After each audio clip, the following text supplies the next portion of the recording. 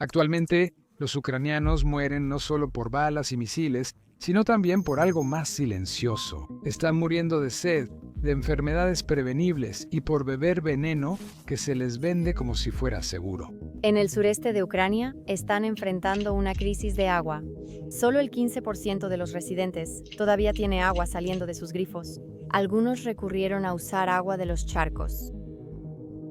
La misma agua que tú viertes casualmente de un grifo se ha convertido en un lujo raro para millones de personas en Donetsk y Lugansk ocupados. Aquí está lo impactante. No es sequía, sino un desastre causado por el hombre, corrupción, propaganda y abandono. El agua se ha convertido en un arma, una forma escalofriante de controlar a la población y aplastar la resistencia sin disparar una sola bala. Y una vez que veas cómo funciona esta estrategia, puede que te quedes furioso. Hoy descubriremos cómo es vivir bajo la ocupación rusa y explicaremos sus razones. Es momento de alzar la voz. Déjame llevarte de regreso a cómo funcionaban las cosas antes de que todo llegara a este lamentable estado. Hace pocos años, el agua era tan común aquí como lo es para ti. Una única línea de vida mantenía viva esta zona del este de Ucrania. El canal Sversky Donets-Donbos. Es un gran río de concreto de 81 millas, 130 kilómetros, construido en la época soviética. Cada hora transportaba 66 millones de galones o 25 millones de litros de agua limpia del río Sversky Donets, subiendo colinas y cruzando la estepa hasta el mar de Azov. La instalación estaba sólida, en buen estado y funcionaba perfectamente. 7 grandes estaciones de bombeo, del tamaño de una manzana, elevaban el agua y embalses la almacenaban. Tuberías más pequeñas se extendían hasta cada cocina, cada escuela, cada hospital, desde Mariupol en el sur hasta Luhansk en el norte. Girabas una llave y el agua salía clara, fría y constante, a cualquier hora del día o de la noche. En ese entonces, nadie hacía videos agradeciendo al canal, nadie tenía que hacerlo. Luego, llegó febrero de 2022, las tropas y artillería rusas cruzaron ese canal al inicio de la invasión a gran escala. Desde entonces, todo fue un desastre tras otro. Los proyectiles empezaron haciendo agujeros en sus muros de concreto y después, las explosiones destruyeron las estaciones eléctricas que alimentaban las bombas. Para abril, el flujo se redujo a menos de la mitad y al final del verano, el canal apenas sobrevivía. Actualmente, ingenieros que monitorean afirman que el canal transporta solo entre 12 y 15% de lo que antes movía. Así es, 12% para una población que no ha bajado, 85%. No hace falta ser un genio en matemáticas para ver lo desequilibrada que está esa ecuación. Existe una necesidad que no cubren las tuberías ni sistemas eficientes, por lo que se recurre a camiones cisterna y esfuerzo humano. Camina por cualquier pueblo entre las 7 y 10 de la mañana y verás el nuevo ritual diario. Un camión verde viejo con tanque oxidado atrás se detiene en una esquina. Un soldado o un policía local se recarga en la cabina, sosteniendo un rifle, principalmente para evitar discusiones en cuestión de minutos. La fila mide 2 o 3 cuadras. La gente lleva lo que puede: bidones de 20 litros, envases de aceite de girasol, botellas de 5 litros y hasta ollas con tapas atadas. Básicamente, si puede contener agua, lo traen para aprovechar al máximo la oportunidad. Los niños, por ser pequeños y rápidos, se cuelan entre adultos para unirse a la fila con expectación. El conductor abre una válvula y el agua marrón fluye por 45 minutos. La válvula se cierra de golpe y el camión se va ruidoso a la siguiente parada, usualmente donde alguien le dio un sobre al conductor la noche anterior. ¿Para qué todo eso? Quizá 60 litros por familia en un buen día. 60 litros para beber, cocinar, lavar la ropa, tirar de la cadena una vez, tal vez limpiar la cara de un niño. 60 litros para toda una familia. Se supone que eso debe durar 3, 4, a veces 5 días, en un entorno sin obstáculos. Tú y yo gastaríamos 60 litros antes de comer. Pero estas familias los hacen durar toda la semana y solo jalan la cadena cuando es necesario. Solo lavan la ropa cuando el olor es insoportable. Hierven la misma olla de agua 3 veces. Para café o té, cocinar macarrones y limpiar el piso. Las enfermedades prosperan en estos ambientes y una erupción cutánea se ha propagado rápidamente. Los doctores comentan que la sarna e impétigo, enfermedades olvidadas en Europa, han regresado con fuerza. Desde el inicio, cuando el canal se volvió un hilo de agua, las autoridades de ocupación impulsaron una solución impactante. Se les indicó a los residentes beber agua extraída de minas de carbón abandonadas. En la televisión rusa lo mostraron como heroísmo, pero en realidad fue una apuesta del Kremlin. Los expertos advirtieron que esta agua de mina es tóxica. Contiene metales pesados, sulfatos y residuos químicos filtrados en los túneles durante décadas. Familias que la probaron reportaron sabor amargo, color turbio y malestares estomacales. Los doctores explicaron que la exposición prolongada puede dañar órganos, debilitar el sistema inmune y aumentar el riesgo de cáncer. El peligro sigue más allá de las personas. El agua contaminada de la mina envenena cultivos, ganado y acuíferos destinados a futuras generaciones. La ocupación de Putin, presentada como salvavidas, es en realidad otra arma que vuelve peligrosa la supervivencia misma. Hablaremos de esto pronto. La desesperación de los residentes empeora. El invierno pasado en Yenakieva, la temperatura cayó a menos 22 grados Celsius durante 2 semanas y ningún camión cisterna llegó en 11 días sin opciones. La gente llevaba nieve en bolsas de plástico, la derretía en quemadores de gas y luego en fogatas en el patio al agotarse el gas. Una abuela de 74 años grabó un mensaje para su hija en Kiev diciendo que está afuera en la noche buscando nieve limpia. Jamás imaginé pasar así mis últimos inviernos. La televisión rusa transmitió un reportaje orgulloso, esa misma semana, sobre cómo los residentes de Donbass estaban superando heroicamente el bloqueo de agua organizado por el régimen de Kiev. Lo que convenientemente olvidaron mencionar fue que el bloqueo es impuesto por soldados que visten uniformes rusos. Cuando preguntas por qué la crisis del agua sigue prolongándose, la respuesta es simple: corrupción. Funcionarios de Putin y líderes del Kremlin en Donetsk y Luhansk han desviado fondos de reparaciones para su beneficio. Los fondos destinados a reparar estaciones de bombeo, embalses y tuberías rotas son robados con contratos falsos, presupuestos inflados y empresas fantasma. Periodistas que trabajan desde el exilio siguieron la pista del dinero y encontraron más de 28.000 millones de rublos. Entre 2022 y 2025 se gastaron oficialmente 300 millones de dólares para restaurar la infraestructura de agua en los territorios ocupados. En papel, ese dinero compró nuevas bombas, kilómetros de tubería, sistemas de filtración modernos e incluso plantas móviles de desalinización. Muchas ciudades nunca recibieron tuberías nuevas. Un caso revela cómo funciona el sistema. En agosto de 2023, las autoridades de ocupación organizaron una gran ceremonia para la supuesta reconstrucción de una planta de tratamiento de agua en las afueras de Donetsk. El viceministro voló desde Moscú. Hubo un listón, tijeras, aplausos y cámaras de televisión. La televisión estatal mostró filtros relucientes purificando agua. A la mañana siguiente, los residentes abrieron sus llaves y no salió nada más que aire. Los filtros que aparecieron en la transmisión habían sido prestados de una planta en funcionamiento en Rostov, llevados en camión para las cámaras y luego devueltos. Esa misma noche, el edificio real sigue vacío, habitado solo por palomas. Los 18.000 millones de rublos para el trabajo desaparecieron en empresas del sobrino del viceministro y de la cuñada del jefe de policía local. Historias similares ocurren de Luhansk a la costa de Azov. Los contratistas facturan 400 toneladas de tubería y entregan solo 38. El resto se vende en el mercado negro y el contratista aún recibe un bono por finalización anticipada. Los residentes las llaman tuberías de aire. La frase quedó porque todos saben la verdad. El dinero fluye rápido, el agua no. No son solo unos pocos, es el sistema en sí. Los contratos se asignan a familiares y amigos, los presupuestos se triplican y los suministros se roban, revenden o dan a milicias como recompensa. Incluso los camiones cisterna están involucrados en corrupción, entregando agua solo a vecindarios leales por orden de los conductores. A otros los dejan sin agua. Este tipo de corrupción no solo se trata de dinero, sino de control, al decidir quién recibe agua y quién no. Las autoridades de Putin mantienen a la gente dependiente y castigan a quien se resiste. Los medios estatales rusos saturan las pantallas con inauguraciones y propaganda. Con tuberías rotas y embalses vacíos, las familias esperan horas en fila, los niños llevan botellas y los hospitales racionan agua por cubetas. Incluso los soldados rusos y los miles de hombres de Donbass forzados a unirse al ejército de Moscú vuelven del frente a la misma miseria. Abren sus puertas y encuentran la misma agua marrón en sus lavabos, hacen fila en las mismas largas filas con garrafones de plástico, esperando los mismos camiones cisterna que tal vez no lleguen. Sus hijos tienen las mismas erupciones, sus esposas hierven el agua turbia de minas viejas y sus madres graban videos suplicando que alguien escuche. El Kremlin sigue repitiendo que vino a proteger al pueblo ruso. El veneno en las tuberías no distingue por quién votes ni qué bandera pongas.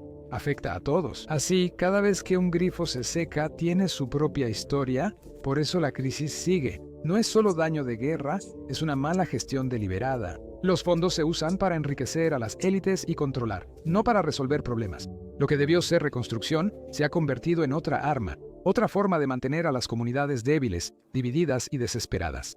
A finales de 2025, la ira está empezando a desbordarse, con residentes en lugares como Donetsk pidiendo abiertamente ayuda a Putin. Hacen fila horas por solo 2 botellas pequeñas cada uno y vuelven al agua sucia, ya que cuando llega al vecindario rara vez es segura. A menudo sale marrón, con mal olor y peligrosa al tacto. Donbass está sobre cientos de antiguas minas de carbón. Al iniciar la guerra, muchas minas cerraron y las bombas eléctricas dejaron de sacar el agua subterránea. Ya sea para ahorrar dinero o porque nadie podía llegar a ellas una vez que las bombas se detuvieron, las minas se llenaron de agua. El agua con carbón y aire forma ácido, que corroe metal y roca, arrastrando hierro, aluminio, manganeso y sulfatos al flujo. A veces arrastra arsénico o rastros radiactivos de capas profundas. El veneno se esparce lateralmente hacia los ríos y se hunde hacia los acuíferos, contaminando las mismas fuentes de las que la gente depende para sobrevivir. Hay una mina que nadie quiere nombrar frente a la cámara, la mina Yunyi Kumanar en Yenakaiba. En 1979, los soviéticos detonaron un artefacto nuclear bajo tierra para estimular los mantos de carbón, un experimento que pronto ocultaron. Durante años, las bombas aislaron el agua radiactiva, pero en 2022 se detuvieron. Expertos que aún monitorean la radiación dicen que para la primavera de 2026 el agua contaminada de la inundación llegará a las fuentes de agua potable de la mitad del Oblast de Donetsk. Moscú clasificó todos los documentos. Los que viven arriba llaman al siguiente año el año sucio. Y el Yunyi Kumanar es el ejemplo más aterrador. En todo Donbass, el agua contaminada ya reaparece en ríos y pozos a inicios de 2025. El río Kalmius, que alguna vez fue el sustento de la ciudad de Donetsk, tenía niveles de sal 4 veces más altos que antes de la guerra. En aldeas cerca de Toretsk se detectaron metales pesados entre 20 y 40 veces sobre los límites seguros. El metano en el agua subterránea es tan denso que al acercar un encendedor al grifo, aparecen llamas azules sobre el agua. En estas zonas, los doctores llaman preocupados porque los niños llegan con quemaduras químicas tras bañarse. En una clínica, el personal colocó un aviso a mano en el espejo del baño. No te laves la cara aquí. El agua daña la piel. Los hospitales son los más afectados, pues requieren mucha agua limpia para esterilizar, lavar heridas y salvar vidas. Cuando solo hay agua marrón y metálica, los doctores deben decidir entre cancelar cirugías o arriesgar infecciones. Por eso, en algunos lugares, las infecciones tras operaciones se triplicaron, dijo un cirujano en Gorlovka a un amigo por una app encriptada. Regresamos a condiciones de la Segunda Guerra Mundial, pero con teléfonos inteligentes. La respuesta de Moscú a estas condiciones deplorables no fue arreglar el agua, sino arreglar el papeleo. Se prohibió a los doctores anotar infecciones por agua en formularios médicos. La frase oficial ahora es trastorno intestinal estacional. En papel, los números mejoran, pero en realidad los pacientes empeoran. En octubre, las autoridades alertaron mientras las infecciones crecían, volviendo la crisis una bomba ambiental de tiempo. El agua también se ha convertido en un arma, si un vecindario muestra cualquier señal de resistencia. Quizá alguien pintó una bandera ucraniana o muchos rechazaron los pasaportes rusos. De pronto, los camiones cisterna tienen fallas mecánicas por semanas. Un distrito que boicoteó el referéndum falso en 2022 pasó 19 días sin una sola entrega. A 2 kilómetros donde vive el alcalde colaboracionista, los camiones llegan cada 2 días sin falta. Los soldados rusos realizan eventos humanitarios y reparten agua, pero solo después de que posas para una foto, sosteniendo tu nuevo pasaporte ruso y sonriendo. Sin pasaporte, no hay botella. En Nalchevsk, colocaron modernos puntos de agua pública con llaves de latón y un gran código QR en la pared. Escanea el código con la API de servicios del gobierno de Moscú y tendrás 3 minutos de agua. Si olvidas tu celular o no usas la API, te quedas sin agua en casa. Las abuelitas piden teléfonos a los adolescentes y crean cuentas sin entender, solo para llenar una olla. La propaganda se esfuerza en perfeccionar las mentiras. La televisión estatal transmite segmentos brillantes con música emotiva y escenas en cámara lenta de soldadores y cascos relucientes. Un famoso clip de la primavera de 2025 mostró a un general ruso girando una gran válvula mientras el agua salía en arco. La voz en off afirmaba que la ubicación era Donetsk. Los observadores notaron que los árboles tenían hojas verdes en marzo y la colina tras el general no tenía daños de proyectiles. Las imágenes se grabaron cerca de Voronezh, Rusia. A 600 kilómetros ni siquiera difuminaron las señales de tránsito. Otro truco favorito es visitar un departamento cuidadosamente elegido donde las tuberías todavía funcionan. Filmar. Anciana agradece y elogia a Putin por devolver el agua. Cortan antes de que noten que la llave conecta a botellas ocultas bajo el fregadero. Telegram local cuenta la historia real. Exhiben edificios de 90 pisos donde solo los 3 primeros tienen presión. Niños llenan botellas con agua de charcos tras la lluvia ya que es más limpia que la de las tuberías. Y ahí incluso puedes ver distritos enteros donde la gente ha desatornillado las llaves del agua y ahora usa los agujeros vacíos para guardar velas en su lugar. En sitios como Novolugansk es más absurdo, pues los habitantes llevan 3 años sin agua. Aunque el pueblo está justo a la orilla de uno de los embalses más grandes de Ucrania, Melitopol es el más afectado de todos. Esta fue una ciudad de 500.000 de personas. Pero 3 años después del asedio, todavía no reciben nada del canal principal. Ahora las familias cavan pozos poco profundos en los patios, esperando encontrar algo potable, pero la mayoría de lo que sale es un lodo salado y metálico, mezclado con agua de mar y desechos de minas. Una ciudad antes gran puerto europeo, ahora parece un campamento post-apocalíptico, donde el agua se raciona y cada gota se pelea. Si crees que Melitopol es el fondo, el Kremlin lo hizo aún más grotesco. La broma más oscura ocurre 1000 kilómetros al sur, en Crimea, el primer territorio que Rusia prometió volver próspero tras 2014 y 11 años después, la península se está quedando sin agua. Ucrania cerró el canal de Crimea del norte y cada gran promesa de Moscú sobre nuevos embalses, plantas desalinizadoras y pozos de agua dulce se desvaneció en polvo y presupuestos desaparecidos. Para finales de 2025 ciudades como Alushta podrían tener agua solo 3 meses. Esto enfurece a la gente. Los mismos camiones militares que antes transportaban misiles ahora bajan desde Rostov con agua potable. Agua extraída de los lagos menguantes de Crimea, ya que la región ya no tiene nada que ofrecer. Luego la llevan hacia el este, al Donbass, para que la televisión estatal pueda grabar entregas ordenadas, añadir música emotiva y llamarlo amor fraternal. Las familias en Crimea observan los convoyes irse desde la carretera y susurran. Solo hay una conclusión lógica. Moscú está vaciando una región ocupada moribunda solo para montar una foto heroica en otra. No se detuvieron con el hambre. En junio de 2023, tropas rusas volaron la presa de Kharkovka y en una sola noche, un acto espectacular de ecocidio borró el embalse más grande del sur de Ucrania. El agua que abastecía a Jersón, Zaporizhia y Crimea del norte simplemente desapareció. Los canales se volvieron tierra agrietada de un día para otro, los pozos colapsaron y el suelo fértil se transformó en desierto salino. Tras 2 años y medio, en el sur ocupado, la población aún paga por esa explosión. Cuando abren la llave, sale agua amarilla, salada y el filtro se tapa rápido. Una mujer junto al canal seco dijo a una cámara oculta: "Antes cultivábamos tomates y se olían desde la entrada. Ahora no podemos bañar a un niño sin que le salga sarpullido. Además, la brutalidad en Donbass no se ha ocultado. Personas de todo el mundo ven cómo esta crisis empeora cada mes y muchos están sorprendidos. Esperaban dificultades en la zona de guerra, pero no tanto sufrimiento ni que el agua fuera usada como control. Esto no es una sequía, es una decisión planeada y ejecutada para quebrar a las personas que viven allí. En septiembre, Rusia celebró el aniversario de esta reunificación con monedas y conciertos lujosos, elogiando a Moscú. La realidad eran largas filas y promesas incumplidas de plantas desalinizadoras. Grupos de ayuda han llegado con camiones de botellas de agua, filtros y tabletas para hacer el agua sucia segura. La Cruz Roja, Médicos Sin Fronteras, iglesias y organizaciones benéficas han realizado el viaje. La mayoría de los convoyes fueron detenidos por soldados rusos en las afueras de la región. Los oficiales exigen tarifas, retienen suministros o niegan la entrada por papeleo inventado. Un equipo médico pasó casi 2 semanas fuera de Luhansk porque sus kits de pruebas de agua fueron considerados sospechosos. No podían moverse hasta que se entregaron los kits. Cuando la ayuda por fin llega, desaparece casi de inmediato. En Makayivka, una iglesia recibió 5.000 botellas de agua en octubre. Los voluntarios las repartieron tan rápido como pudieron, pero se acabaron antes de llegar al final de la 4ª cuadra. El sacerdote dijo después que nunca había visto a adultos llorar de alivio por algo tan simple. Así de profunda se ha vuelto la necesidad. Esta brutalidad se ha normalizado tanto que muchos olvidan que, en cierto grado, estos son crímenes de guerra y abusos a los derechos humanos. La ley internacional es clara sobre lo que debe hacer una fuerza ocupante. Debe dar alimentos, medicinas, higiene y agua limpia. Privar intencionalmente a las personas de esto es crimen de guerra.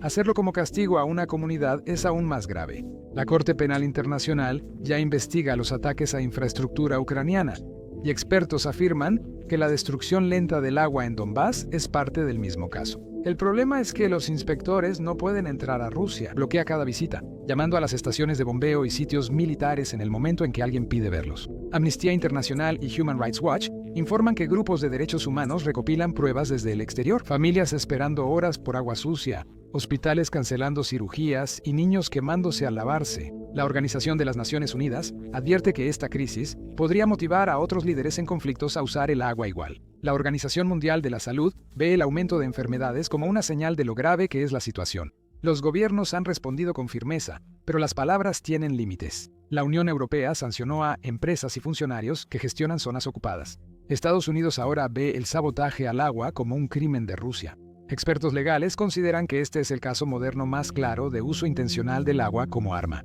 Pero el sufrimiento sigue. Los medios rusos esconden la verdad grabando reparaciones falsas con equipo prestado y mostrando soldados que simulan restablecer agua en barrios sin suministro por meses. Mientras tanto, las familias en Donetsk y Lugansk derriten nieve, hierven agua de mina o pagan lo que pueden a los camioneros que venden agua carísima. El agua embotellada limpia ya cuesta más por litro que el vodka o los cigarros. Piénsalo. En ciertos pueblos, una botella de 5 litros cuesta hasta 800 rublos, mientras que la mayoría de las pensiones solo llegan a 18,000 al mes. Las familias empiezan a vender mesas, sofás, incluso viejos anillos de boda, cualquier cosa que pueda traer un poco de dinero. Algunos recurren a matones locales con préstamos impagables solo para que sus hijos beban seguros una semana más. El mundo ve la crueldad y la llama ilegal, pero dentro de las zonas ocupadas nada realmente cambia. La gente aún enfrenta sed, enfermedad y vergüenza para sobrevivir diario. Y ahora hay aún más informes de que Rusia planea convertir en delito la publicación de noticias sobre la escasez de agua, convirtiendo el silencio en ley. Mientras las llaves siguen secas, para los ucranianos el agua es ahora otro campo de batalla. Rusia no solo usa misiles, también ataca recursos básicos, convierte el agua en un arma y obliga a las familias a pelear por cada gota. El mundo discute leyes y sanciones, pero el daño real se mide en cubetas, niños enfermos y tuberías en silencio. A pesar de los obstáculos, el pueblo ucraniano sigue encontrando formas de mantener el sistema funcionando. Mecánicos que antes arreglaban máquinas mineras ahora usan sopletes de soldadura en la oscuridad. Se arrastran por túneles colapsados y arreglan tuberías congeladas con restos de fábricas viejas. Aunque no debería, logran operar 3 de 7 estaciones de bombeo. Los motores tiemblan tan fuerte que parece que están a punto de desmoronarse, pero aún así siguen empujando el agua a través de las tuberías. En una aldea, los residentes reúnen donaciones en línea para comprar una bomba china. La escondieron dentro de un ataúd marcado como restos humanos. La llevaron por el frente sin que la revisaran, la bajaron a un pozo abandonado y devolvieron agua limpia a la aldea. Ahora, 400 familias la vigilan siempre, conscientes de que las patrullas rusas se la llevarían al descubrirla. Las mujeres crearon una red subterránea y usan chats privados como salas de control para rastrear camiones cisterna, igual que otros rastrean vuelos. Se advierten sobre conductores que piden sobornos o entregan cargas incompletas, y destacan a los pocos confiables que cumplen lo prometido. Organizan filas de ayudantes para subir cubetas por las escaleras y evitar que los residentes mayores carguen agua pesada. En ciertos pueblos, la figura más influyente no es el alcalde, enviado desde Moscú. Es la mujer que sabe qué camión llegará mañana porque hizo favores, ayudó al hijo de un conductor o le horneó un pastel a su esposa. Si todo esto te parece abrumador, bueno, es porque lo es. Pero la gente que vive aquí no tiene el lujo de sentirse abrumada. Enfrentan lo que tienen y siguen adelante. Esa resiliencia es su única estabilidad. Y lo que hace que esto sea triste es que los niños están creciendo pensando que así es como debe ser la vida. Un niño de 10 años en Storobrashevi sabe exactamente cuándo funcionarán las tuberías en su edificio. Cada tercer noche, a la misma hora, oye el chisporroteo que indica que la válvula del hospital se abrió. Pone un temporizador en su teléfono agrietado, se mete rápido a la regadera y lo llama comodidad. El agua es marrón y huele a metal, pero lo acepta. Sin cuestionarlo, su mundo lo ha hecho creer que esto es simplemente lo que es el agua. A inicios de agosto, un video se viralizó en internet en Rusia antes de que los censores pudieran borrarlo. Un círculo de niños pequeños en un patio polvoriento, sosteniendo botellas de plástico vacías, cantando al unísono. «Tío Putin, por favor danos agua, tenemos sed, haznos un milagro». Las autoridades ocupantes intentaron usarlo como prueba de patriotismo, pero horas después cambiaron la narrativa. El video era propaganda ucraniana. Despidieron a la maestra y amenazaron a los padres. Pero las voces de los niños siguen ahí, resonando en cada fila, donde ahora cada niño de 5 años carga un bidón de 20 litros como si fuera normal. La triste verdad es que el daño real se extiende mucho más allá de hoy. Muestras de suelo sacadas de contrabando en 2024 y 2025 revelan niveles peligrosos de plomo, cadmio y arsénico. Las verduras de huertos caseros pueden intoxicar a los niños. Agricultores que usan agua del río ven morir a su ganado por insuficiencia renal. Los nuevos pozos encuentran agua salada y amarga tras pocos metros. Los expertos repiten la misma advertencia. Aunque reparen todas las bombas mañana, gran parte de Donbass podría no tener agua potable segura por 50 años o más. La contaminación ya está profundamente en el suelo, así que la gente se va siempre que tiene la opción. Bloques enteros de departamentos están medio vacíos. Escuelas antes llenas ahora solo tienen unas pocas docenas de estudiantes. Varias familias deciden no tener hijos por temor a no poder asegurar agua segura para un bebé. Moscú ocupa habitaciones vacías con colonos de pueblos rusos lejanos, ofreciéndoles departamentos gratis que pertenecían a quienes huyeron. Los camiones cisterna llevan agua 2 veces a la semana. Los residentes ven a los nuevos usar agua limpia y sienten más que enojo. No es doloroso ver a extraños vivir la vida que ellos no pudieron tener. Es un recordatorio de que sobrevivir aquí no se trata de justicia, sino de quién tiene el poder. Mirando hacia adelante, el camino se divide en 3 futuros posibles, cada uno moldeado por las decisiones que las personas en el poder pueden tomar o no. El primer futuro es el más sombrío porque no cambia respecto a hoy. La corrupción sigue drenando dinero que podría usarse en reparaciones. La contaminación en el suelo sigue extendiéndose y distritos enteros lentamente se convierten en lugares donde ninguna familia puede vivir con seguridad. Moscú controla en teoría, pero en realidad solo tiene una región dañada con pueblos en declive y unos pocos miles de simpatizantes ancianos sin opciones. Y si se planea criminalizar hablar de la escasez, el silencio complicará aún más resolverlo. El segundo futuro es poco probable. En esta versión, alguien en el poder decide que arreglar el sistema vale más que robar de él. Los ingenieros reciben protección, los presupuestos se asignan correctamente y empiezan las reparaciones reales. Expertos dicen que entre 40 y 500 millones pueden devolver al canal el 80% de su flujo en 3 años. Parece mucho hasta que lo recuerdas. Rusia gasta más en misiles cada mes. La mayoría en Donbass duda que los líderes actuales tomen ese camino, sobre todo porque el jefe de Donetsk afirma que la única solución es capturar más territorio ucraniano. Muchos se aferran al tercer futuro. Tras la calma, la guerra acaba o cambian las líneas, permitiendo la entrada de equipos internacionales sin bloqueos. Las tuberías y bombas pueden repararse con esfuerzo. La contaminación profunda subterránea es más difícil de limpiar. Tomaría décadas, costaría miles de millones y quizá nunca sea posible, pero el trabajo podría empezar. Lugares como Mariupol y Donetsk podrían volver a tener agua limpia y constante. Hasta entonces, millones siguen con la misma rutina triste. Al despertar, revisan el balde bajo el fregadero para ver cuántos litros quedan. Cuentan, planean y esperan que el camión llegue antes de la comida. Por la noche, se acuestan esperando que mañana no falte agua. Los niños y sus botellas. Ellos nunca pidieron esto. La mujer de mediana edad y sus chats secretos no lo pidió. El mecánico que suelda en la oscuridad no lo pidió. La abuela que recoge nieve limpia no lo pidió. A pesar de todo, siguen viviendo esta realidad diario, mientras el mundo ignora la situación. El agua sigue sucia, el veneno se asienta más profundo, y otro niño crece creyendo que una gota cada pocos segundos cuenta como una ducha. Uno de los problemas de hacer estos videos, donde mostramos varios ataques con drones, incluso si ningún soldado ruso sale herido. En el video, YouTube usualmente desmonetiza o restringe nuestros videos. De hecho, en la última semana, tuvimos 4 de nuestros videos desmonetizados, según YouTube. Mostrar ataques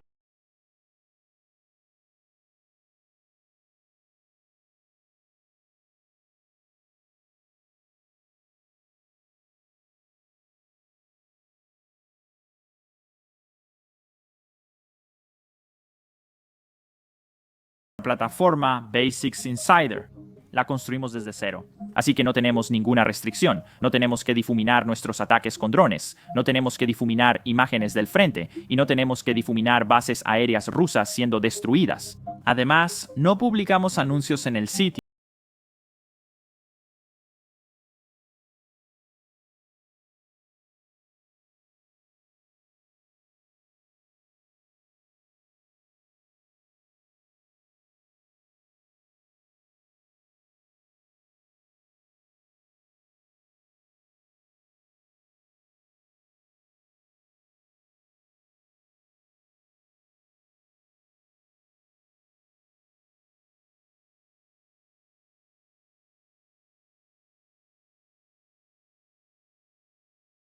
Soy Sam y nos vemos en el próximo video.